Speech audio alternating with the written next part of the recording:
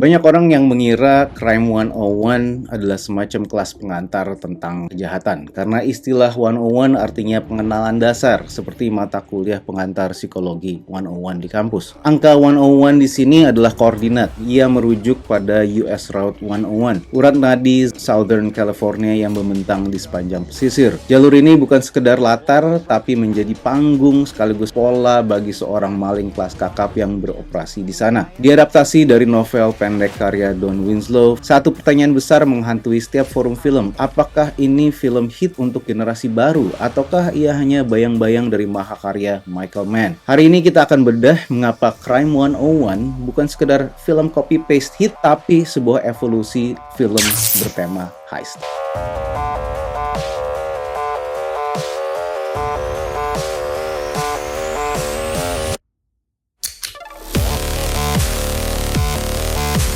Crime 101 bukan film action kriminal yang penuh aksi. Film ini adalah melodrama kriminal. Ceritanya berputar pada 3 tokoh utama. Mike Davis diperankan oleh Chris Hemsworth, sang pencuri yang presisi. Lou Lubznik diperankan oleh Mark Ruffalo, detektif kusut yang berantakan namun obsesif. Lalu Sharon Colvin diperankan oleh Halle Berry, broker asuransi yang terjepit di antara klaim jutaan dolar dan ego para billionaire crazy rich. Pola Mike sangat mekanis. Eksekusi, ambil curian, kabur. Tanpa darah, tanpa jejak. Dia adalah anomali di mata kepolisian, kecuali bagi detektif Lou. Lou percaya semua titik di sepanjang Highway 101 ini terhubung. Masalahnya, rekan-rekannya menganggap Lou hanya polisi eksentrik yang terlalu banyak menonton film klasik detektif. Disinilah letak konfliknya. Perburuan ini bukan cuma soal kejar-kejaran antara polisi dan penjahat, tapi soal siapa yang paling memahami jiwa dari jalanan California tersebut. Lupakan karakter Thor. Chris Hemsworth di sini memberikan performa paling kalem dalam karirnya. Mike Davis adalah pria yang tampak mapan di permukaan tapi hancur di dalam. Jika Neil McCauley, tokoh yang dimainkan oleh Robert De Niro di film hit, menjadi dingin karena prinsip, masih ingat nggak dengan quote-nya?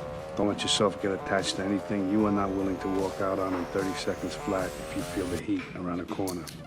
Mike Davis menjadi dingin karena luka. Dia kaya dari hasil jarahan, tapi ia membawa luka lama karena kemiskinan masa kecilnya. Ada kecemasan sosial yang akut. Perhatikan adegan dia dengan karakter Maya yang dimainkan oleh Monica Barbaro. Dia gagap secara emosional ketika berada dekat dia. Sang sutradara film ini, Bart Layton, sangat cerdas. Dia tidak menyuapi kita dengan flashback atau background traumanya Mike Davis. Penonton dipaksa untuk menyimpulkan sendiri dari retakan di balik topeng kepercayaan dirinya. Mark Ruffalo memberikan kita sosok Lou Lubznik, seorang detektif yang kusut. Dia tidak punya postur tegap, jalannya tidak stabil, kumisnya berantakan, dan dia selalu terlihat seperti orang yang baru bangun tidur. Tapi Lou adalah detektif yang tajam dan kritis. Dia sengaja terlihat tak berbahaya untuk menjatuhkan pertahanan lawan. Yang menarik adalah musuh terberat Lou sebenarnya bukan Mike, melainkan birokrasi di kantor kepolisiannya. Lou adalah pengingat bahwa dalam sistem yang pragmatis, kebenaran seringkali dianggap sebagai gangguan atau halangan. Lalu kemudian ada kehadiran Halle Berry sebagai Sharon Colvin. Bukan sekedar pelengkap, dia tahu bagaimana uang hasil rampokan itu berdampak pada struktur sosial di menghadapi klien-klien manipulatif dan budaya korporat yang misoginis. Ada kontras yang indah di awal film. Ketiga karakter utama memulai hari mereka diiringi audio relaksasi tentang koneksi antar manusia. Take a deep breath in. And exhale.